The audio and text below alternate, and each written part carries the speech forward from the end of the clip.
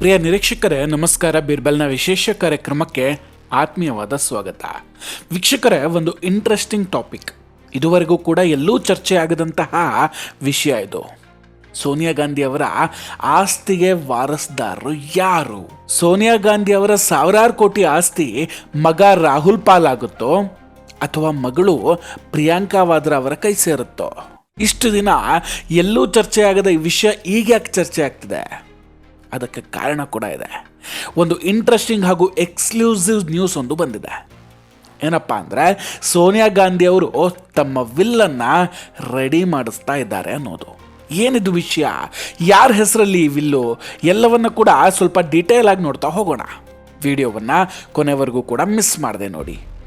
ಇನ್ನೂ ಕೂಡ ನಮ್ಮ ಬೀರ್ಬಲ್ ಚಾನಲನ್ನು ಸಬ್ಸ್ಕ್ರೈಬ್ ಮಾಡಿಲ್ಲ ಅಂದರೆ ಈ ಕೂಡಲೇ ಸಬ್ಸ್ಕ್ರೈಬ್ ಮಾಡಿ ಹಾಗೂ ಬೆಲ್ ಐಕಾನನ್ನು ಕ್ಲಿಕ್ ಮಾಡಿ. ವೀಕ್ಷಕರೇ, ಸೋನಿಯಾ ಗಾಂಧಿ ಅವರ ಈ ವಿಲ್ ವಿಚಾರ ದೆಹಲಿಯಲ್ಲಿ ಈಗ ಕಾಡ್ಗಿಚ್ಚಿನಂತೆ ಹಬ್ತಾ ಇದೆ. ಕಳೆದ 2 ದಿನಗಳಿಂದ ಮೇಡಮ್ ಸೋನಿಯಾ ಗಾಂಧಿ ಅವರ ಆರೋಗ್ಯ ಸರಿ ಇಲ್ಲದೆ ಹಾಸ್ಪಿಟಲ್ನಲ್ಲಿದ್ದರು. ಈ ನಡುವೆ ಒಂದು ಇಂಟ್ರೆಸ್ಟಿಂಗ್ ಡೆವಲಪ್ಮೆಂಟ್ ಆಗುತ್ತೆ. ದುಬೈನಿಂದ ವಾಪಸ್ ಬಂದ ನಂತರ ಇಬ್ಬರು ಚಾರ್ಟೆಡ್ ಅಕೌಂಟೆಂಟ್ ಮತ್ತು ಇಬ್ಬರು ವಕೀಲರ ಜೊತೆ ಸೋನಿಯಾ ಗಾಂಧಿ ಅವರು ಒಂದು ಮೀಟಿಂಗನ್ನು ನಡೆಸ್ತಾರೆ. ವೀಕ್ಷಕರೇ, ಸೋನಿಯಾ ಗಾಂಧಿ ಅವರ ಈ ಮೀಟಿಂಗ್ನಲ್ಲಿ ಒಂದು ನಿರ್ಧಾರ ಆಗುತ್ತೆ. ಆ ನಿರ್ಧಾರ ಏನಂದರೆ, Indira Gandhi memorial trust, Rajiv Gandhi foundation, Sanjay memorial trust, Nehru memorial trust, Anand Bhavan, ಹೀಗೆ ಇತ್ಯಾದಿ ಟ್ರಸ್ಟ್ಗಳು, ಫೌಂಡೇಶನ್ಗಳೇನಿದ್ದಾವೆ ಅದರಲ್ಲಿ ಈ ಗಾಂಧಿ ಕುಟುಂಬಕ್ಕೆ ರಾಯಲ್ಟಿ ಸಿಗುತ್ತೆ. ಇವುಗಳಲ್ಲಿ ಈಗ ಸ್ವಲ್ಪ ಬದಲಾವಣೆ ಮಾಡೋದಕ್ಕೆ ಹೊರಟಿದ್ದಾರೆ ನೋಡಿ. ಮೊದಲು ನೆಹರು ಅವರು ಇಂದಿರಾ ಗಾಂಧಿ ಅವರಿಗೆ ತಮ್ಮ ವಿಲ್ ಮಾಡಿಟ್ಟು ಪ್ರಾಣ ಬಿಟ್ಟಿದ್ರು. ಆ ಡಾಕ್ಯುಮೆಂಟ್ಗಳ ಆಧಾರದ ಮೇಲೆ ಕೋರ್ಟ್ನಲ್ಲಿ ತೀರ್ಮಾನ ಆಗುತ್ತೆ, ಎಲ್ಲ ಸಂಪತ್ತು ಕೂಡ ಇಂದಿರಾ ಗಾಂಧಿ ಅವರಿಗೆ ಸೇರಿದ್ದು ಅಂತ. ಆದರೆ ಇಂದಿರಾ ಗಾಂಧಿ ಅವರು ಮಾತ್ರ ವಿಲ್ ಮಾಡೋದಕ್ಕಾಗಿರಲಿಲ್ಲ. ಯಾಕಂದರೆ ನಿಮಗೆಲ್ಲ ಗೊತ್ತೇ ಇದೆ, ಅವರದ್ದು ಅಕಾಲಿಕ ಮರಣ, ಅವರನ್ನು ಹತ್ಯೆ ಮಾಡಲಾಗಿತ್ತು. ಇದಾದ ನಂತರ ರಾಜೀವ್ ಗಾಂಧಿ ಕೂಡ ವಿಲ್ ಬರೆಯೋದಕ್ಕಾಗಿರಲಿಲ್ಲ, ಅವರದ್ದು ಕೂಡ ತಮಿಳುನಾಡಿನಲ್ಲಿ ಹತ್ಯೆ ಮಾಡಲಾಗಿತ್ತು. ಸೊ ಈಗ ಸೋನಿಯಾ ಗಾಂಧಿ ಅವರಿಗೆ 80 ವರ್ಷ ವಯಸ್ಸಾಗಿದೆ. ಈಗ ಕುಟುಂಬದಲ್ಲಿ ಬದಲಾವಣೆ ಆಗಲೇಬೇಕು. ಮುಂದೊಂದು ದಿನ ಅಣ್ಣ ತಂಗಿಯ ಈ ವಿಷಯಕ್ಕೆ ಕಿತ್ತಾಡಬಾರ್ದು ನೋಡಿ. ಸೊ ಹೀಗಾಗಿ ನಮಗೆ ಸಿಕ್ಕಿರೋ ಮಾಹಿತಿ ಪ್ರಕಾರ ಸೋನಿಯಾ ಗಾಂಧಿ ಅವರು ವಿಲ್ ಬರೆಯೋಕೆ ಶುರು ಮಾಡ್ಕೊಂಡಿದ್ದಾರಂತೆ. ಈ ವಿಲ್ಗಳಲ್ಲಿ ಏನು ಬರೆದಿದ್ದಾರೆ ಹಾಗಾದರೆ? ತಮ್ಮ ಆಸ್ತಿ ಪಾಸ್ತಿ, ಟ್ರಸ್ಟ್ಗಳು, ಫೌಂಡೇಶನ್ಗಳು, ಇದೆಲ್ಲದ್ರ ಬಗ್ಗೆ ಏನೇನಿದೆ ಇದ್ಯಾವುದು ಕೂಡ ಇನ್ನೂ ನಿಖರವಾಗಿ ಗೊತ್ತಾಗ್ತಿಲ್ಲ. ಆದರೆ ಒಂದಿಲ್ಲಿ ಸ್ಪಷ್ಟವಾಗಿ ಕಾಣಿಸ್ತಾ ಇದೆ, ಸೋನಿಯಾ ಗಾಂಧಿ ಅವರು ತಮ್ಮ ಲೆಗಸಿಯನ್ನು ಪ್ರಿಯಾಂಕಾ ಗಾಂಧಿ ಅವರಿಗೆ ಬಿಟ್ಟುಕೊಟ್ಟು ಹೋಗ್ತಾ ಇದ್ದಾರಂತ. ಯಾಕಂದರೆ ರಾಹುಲ್ ಗಾಂಧಿಗೆ ಯಾವುದೇ ವಾರಸ್ದಾರ ಇಲ್ಲ ಅನ್ನೋ ಕಾರಣಕ್ಕೆ ದೆಹಲಿಯಲ್ಲಿ ಈಗ ಇದೇ ಬಿಸಿ ಬಿಸಿ ಚರ್ಚೆ ಆಗ್ತಿರೋದು. ಇಬ್ಬರು ಚಾರ್ಟೆಡ್ ಅಕೌಂಟೆಂಟ್ ಕೂತ್ಕೊಂಡು ಈ ಕೆಲಸವನ್ನು ಮಾಡಿದ್ದಾರೆ.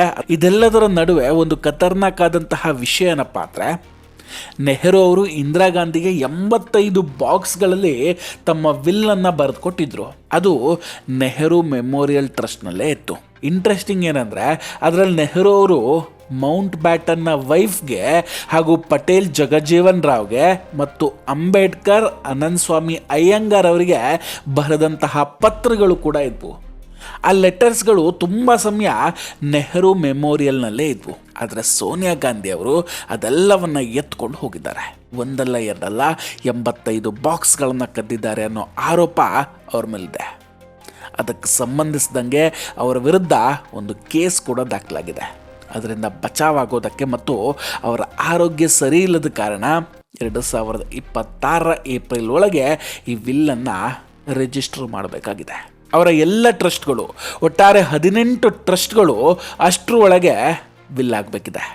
ಇಬ್ಬರು ಚಾರ್ಟೆಡ್ ಅಕೌಂಟೆಂಟ್ಗಳು ಅವರ ಟೋಟಲ್ ಅಸೆಟ್ಸ್ ಸಾವಿರಾರು ಕೋಟಿ ಮೌಲ್ಯದ ಆಸ್ತಿಯನ್ನು ಪರಿಶೀಲನೆ ನಡೆಸ್ತಾ ಇದ್ದಾರೆ. ರಾಜೀವ್ ಗಾಂಧಿ ಫೌಂಡೇಶನ್ಗೆ ಚೀನಾದಿಂದ ಪ್ರತಿ ವರ್ಷ ಎಷ್ಟೋ ಕೋಟಿಗಳು ಅನುದಾನ ಬರುತ್ತೆ ಅನ್ನೋದು ಎಲ್ರಿಗೂ ಗೊತ್ತಿದೆ. ಈ ವಿಷಯದ ಬಗ್ಗೆ ಪಾರ್ಲಿಮೆಂಟ್ನಲ್ಲಿ ಕೂಡ ಚರ್ಚೆ ಆಗಿತ್ತು. ಮೋದಿಜಿ ಹಾಗೂ ಅಮಿತ್ ಶಾ ಅವರು ಹೋಮ್ ಮಿನಿಸ್ಟ್ರಿ ಕಡೆಯಿಂದ ಮಲ್ಟಿ ಡಿಸಿಪ್ಲಿನರಿ ಮಾನಿಟರಿಂಗ್ ಏಜೆನ್ಸಿ MDMAಗೆ ಈ ಕೇಸನ್ನು ಒಪ್ಪಿಸಿದ್ರು. ಅಲ್ಲಿ ಕೂಡ ಪರಿಶೀಲನೆ ನಡೆಸೋದಕ್ಕೆ ಇವರು ಅಕೌಂಟ್ ಡೀಟೇಲ್ಸ್ ಕೊಡ್ತಾ ಇಲ್ಲ. ಸೊ ಆ ಪರಿಶೀಲನೆ ಮಾಡೋದಕ್ಕೆ ಮುಂಚೆ ಸೋನಿಯಾ ಗಾಂಧಿ ಅವರು ವಿಲ್ಲನ್ನು ಕೂಡ ರೆಡಿ ಮಾಡೋದಕ್ಕೆ ಹೊರಟಿದ್ದಾರೆ ಅನ್ನೋ ಮಾಹಿತಿ ಇದೆ.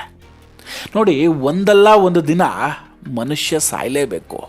ಹಾಗೇನಾದರೂ ಆದರೆ ನ್ಯಾಷನಲ್ ಹೆರಾಲ್ಡ್ ಕೇಸ್ನ ಕತೆ ಏನು? 90 ಕೋಟಿ ಎಲ್ಲಿ ಹೋಗುತ್ತೆ? ಯಾರು ತಿಂತಾರೆ? ಅಫ್ಕೋರ್ಸ್ ಯಂಗ್ ಇಂಡಿಯನ್ ಕಂಪನಿ ಅದೆಲ್ಲವನ್ನು ತಿನ್ನುತ್ತೆ. ಇಷ್ಟೆಲ್ಲ ವಿಷಯಗಳೀಗ ನಡೀತಾನೆ ಇದ್ದಾವೆ. 18 ಟ್ರಸ್ಟ್ಗಳು 50,000 ಕೋಟಿ ಇದಕ್ಕೆ ಆ್ಯಡ್ ಆಗುತ್ತೆ ಬಿಟ್ಟರೆ ಇದಕ್ಕಿಂತ ಕಮ್ಮಿ ಅಂತೂ ಆಗಲ್ಲ. ಯಾಕಂದರೆ ಬಹಳಷ್ಟು ಬೇನಾಮಿ ಆಸ್ತಿಗಳು ಕೂಡ ಇದೆ. ಇದೆಲ್ಲ ಬಿಡಿ, ಇವರ ರಿಯಲ್ ಎಸ್ಟೇಟ್ನ ಕತೆ ಮುಂದೆ ಏನಾಗಬಹುದು ನೋಡಿ. AICC ನಡೆಯೋದೇ ರಿಯಲ್ ಎಸ್ಟೇಟಿಂದ. ಆಗ ವಿಷಯ ಮಲ್ಲಿಕಾರ್ಜುನ್ ಖರ್ಗೆ ಅವರು ಬುಡಕ್ಕೆ ಹೋಗುತ್ತೆ. ಅದಕ್ಕೆ ಅವರು ಯಾವಾಗಲೂ ಹೇಳ್ತಿರ್ತಾರೆ, ಹೈಕಮಾಂಡ್ ನಾನಲ್ಲ ಸೋನಿಯಾ ಗಾಂಧಿ ಅಂತ. 2012-13 ಸಮಯದಲ್ಲಿ ಮೋತಿಲಾಲ್ ನೆಹರು ಅವರು ಹೇಳಿದರು, ರಫ್ಲಿ 35,000 ಕೋಟಿ ಇದೆ ಅಂತ.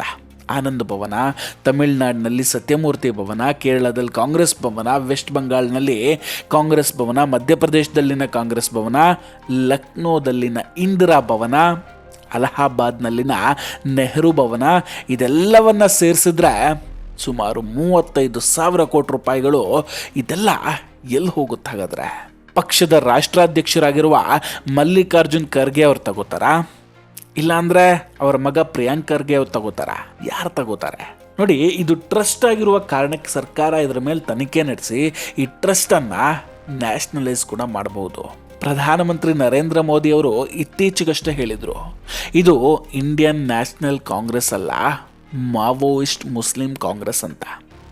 ಸೊ ಅವರ ಕೈಗೆ ಈ 35,000 ಕೋಟಿ ಹೋಗಬಾರ್ದಷ್ಟೇ.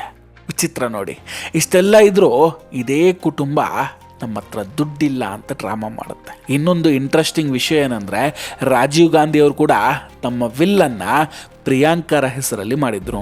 ಬದುಕಿರುವಾಗಲೇ ಅವ್ರು ಯಾಕೆ ರಾಹುಲ್ ಗಾಂಧಿ ಅವರಿಗೆ ವಿಲ್ಲನ್ನು ಮಾಡಿಲ್ಲ? ಯಾವುದೇ ತಂದೆ ಆಗಲಿ ಮಗನನ್ನು ಬಿಟ್ಟು ಮಗಳಿಗೆ ವಿಲ್ ಮಾಡ್ತಾರೆ ಅಂದರೆ ಅದು ಸ್ವಲ್ಪ ಆಶ್ಚರ್ಯನೇ ಅಲ್ವೇ? ಅವ್ರು ರಾಹುಲ್ ಗಾಂಧಿಯನ್ನು ಯಾಕೆ ಇಗ್ನೋರ್ ಮಾಡಿದ್ರು ಅನ್ನೋದು ಈಗಿರುವಂತಹ ಪ್ರಶ್ನೆ.